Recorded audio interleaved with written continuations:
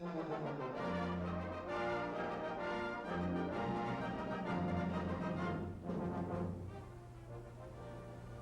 have Al right here with us. He's surrounded by his father and his brothers. I'm just going to ask you to say a word to you right now so that you may get some idea of his impression and his reaction when he went over the line with that ball. You've been very kind to me, and I surely do appreciate it. As for the touchdown, why, it's a simple matter to score a touchdown when you have a line working the way ours did out there at the Rose Bowl, New Year's Day. Thank you. Al, is that the way you carried the ball when you went over the line? This is not exactly the way, Commissioner, but it is almost.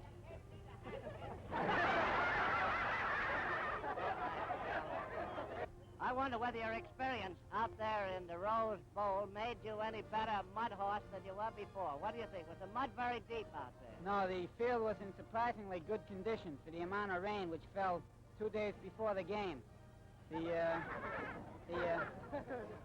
field was a little wet, but the footing was fine. Well, that's fine. I think it'll take more than a wet field to beat any team of which you're a part. And we hope that in the future, as a junior and as a senior, you're going to bring more glory to Columbia and more glory to Jersey City. Hey!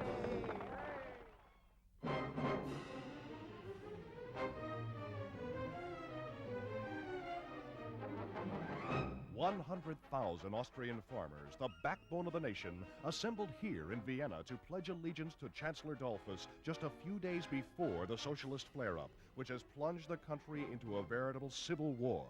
Dollfuss is very popular with the farmers. Their backing's his greatest power. What a pity that the Socialist Revolt had to center around these wonderful workers' apartment houses, the finest working-class dwellings in the world. Vienna is an armed camp, with armored trucks and motorloads of troops moving in a constant stream through the streets to the points of conflict. Similar scenes are being enacted in other Austrian cities. Meanwhile, the Austrian situation is so bad, Mussolini is moving 2 Army Corps of Italian troops to the Austrian frontier.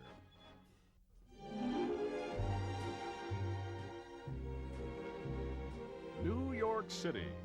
Well, well, well. You just know it's midsummer, with the thermometer at 90 odd in the shade when they start showing fur coats for fall and winter. Ah, but they're worth looking at, heat or no heat.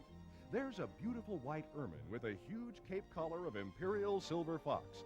Lovely, isn't it? And next is a black velvet wrap with muffin collar of Russian ermine. And one a black Russian broadtail with a sailor collar of Russian sable with muff to match. And now a white fox shoulder cape.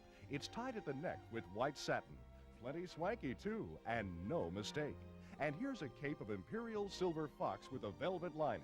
The girls must be planning for a long, cold winter.